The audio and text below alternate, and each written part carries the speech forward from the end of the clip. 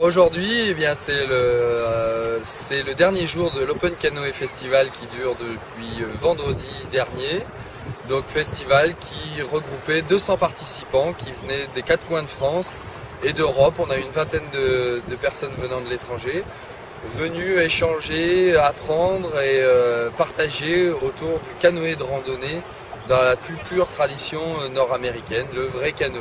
Alors il y avait plusieurs volets pendant ce festival. Il y avait une partie fête samedi soir, il y avait une descente collective à partir du pont de Sainte-Croix samedi, et effectivement aujourd'hui l'emphase était mise sur vraiment l'aspect technique, sécurité et technique, où les gens étaient vraiment demandeurs pour apprendre à manier son canoë, mais aussi avoir des bases de sécurité qu'on n'apprend pas si on passe pas le monitorat ou le brevet d'état par exemple.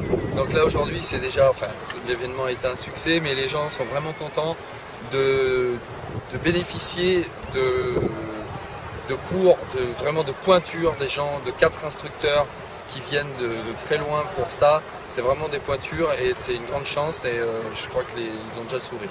Un conseil, quelqu'un qui veut se mettre au canoë, qui n'en a jamais fait, qui veut démarrer cette saison, qu'est-ce que tu lui dis? Alors, je lui dis que malheureusement il n'y a pas de club pour l'instant dans la vallée. Au grand désespoir de la communauté pagayeuse, par contre, il n'y a pas de club, mais il y a beaucoup de gens qui pagaient des kayaks ou des canoës, qui aimeraient voir la création d'un club dans la vallée. Il y a longtemps qu'il n'y en a plus, donc c'est un gros manque. La meilleure chose pour apprendre à faire du canoë ou du kayak, c'est quand même d'aller en club, et le club le plus proche c'est Valence. C'est un club qui a été très gros, qui est devenu un petit peu plus limité et presque en perdition, et là il repart de plus belle. Donc ça serait le premier encouragement que je ferais, c'est d'aller en club. Mais en aucun cas de se lancer tout seul sur la rivière. Jamais de la vie de se lancer en canoë non accompagné. Ou alors, il y a bien sûr un cas particulier, c'est que la rivière là, le niveau est superbe, et il y a quand même moyen de louer un canoë. Le canoë de location est complètement différent du canoë canadien. C'est un canoë insubmersible qu'on vous loue en canoë de location.